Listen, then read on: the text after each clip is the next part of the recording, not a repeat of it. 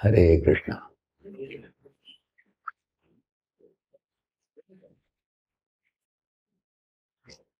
It is said that in Vrindavan, sometimes Srimati Radharani, in remembrance of Krishna, she used to faint in the Kunja, unconscious. So her Sakis, like Lalita Vishaka, would revive her by chanting the name of Hari loudly in her ears. And immediately Radharani would come back to external consciousness. Also, while conversing with her Sakis, friends, she says how this two-syllable word, Krishna, it has got so much of nectar and spiritual potency that she says, I want crores of ears and crores of tongues to chant and crores of tongues to hear the nectar of the holy name. So the verse written by Rupa Goswami, the famous verse, Tunde Tandavani Rati, that verse actually is Srimati Radharani speaking to her associate. In the same manner, when Lord Chaitanya Mahaprabhu came to Jagannath Puri, he fainted unconscious by seeing the Jagannath Bharati Subhadra deities, and he was taken to the home of Sarvabhattacharya. And he could not be revived by anybody until his own associates, Nityananda Prabhu, Mukunda Datta, and all of them who were walking behind, they arrived there and they knew the art of bringing him to external consciousness. So they chanted the names of Hari very loudly and Mahaprabhu came to external consciousness.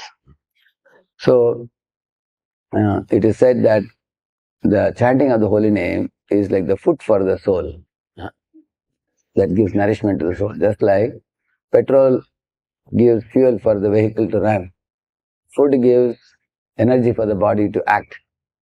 Similarly, the holy name is the food for the soul, which gives nourishment to the soul, ecstasy to the soul, shakti to the soul to do great things.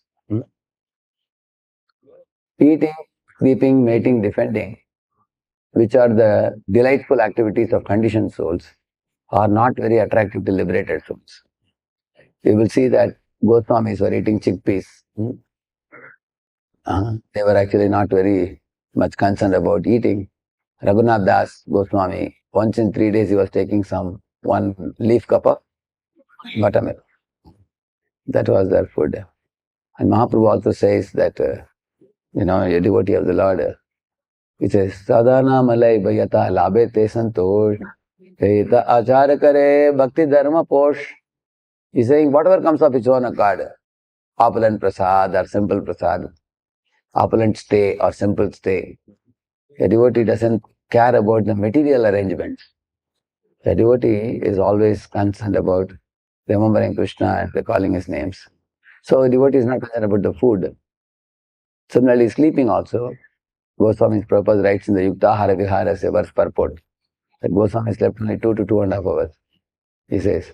And Prabhupada himself was only sleeping for 3 hours. And then early morning rising and writing the Bhaktivedanta purports. With respect to mating, Prabhupada was a sannyasi and Goswamis were also liberated from their family situations. They were fully devoted to the Lord, living in the dham. No question of mating. And they had no one to defend because they never fought with anybody.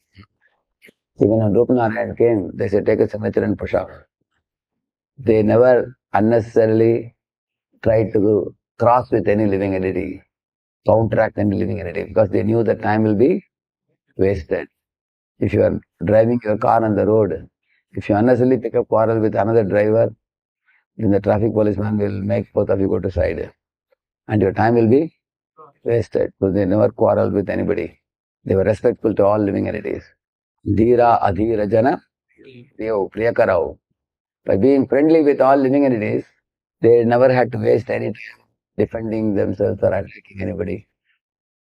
And also, this world, the competition and attacking happens when we are greedy for what others possess, or when we are envious of others' progress. If you are angry with some living entity and we want to take a revenge, only in such situations you have to attack or defend. But they considered all living entities as Krishna's children, part and parcel. So they So eating, sleeping, mating, defending, they transcended. And the food they got for the soul was through the chanting of the holy name and hearing the holy fame. So, Mr. Prabhupada says, the more we chant, the soul gets nourished, our intelligence gets clarity, our mind becomes cleansed, our senses become engaged in Krishna service, and we become practically liberated from the material platform. Even while living in this world, just like a lotus which is completely detached, the muddy pool of water all around it, and lotus never gets contaminated. So this is the secret of anyone who wants to be in a liberated platform while living in the material world. So all the great souls have got their nourishment from the chanting of the holy name. See Haridas Thakur, he was chanting the holy name 3 lakh names a day when the Muslim king and Qazi called him. They bet him in 21 marketplaces he could not be killed. And even in the midst of all those dangerous elements, he was never afraid. He boldly spoke the truth because he got that spiritual nourishment from chanting of the holy name. So although the chanting may be a little difficult for us in our early stage due to our conditioned nature, we should take it as a medicine in the beginning.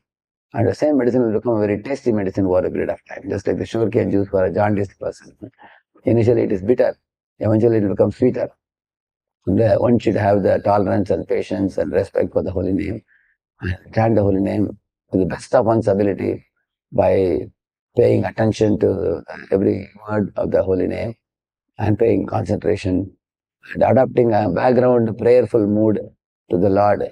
Please help me to approach the holy name with proper attitude. Let me not get distracted by anything else.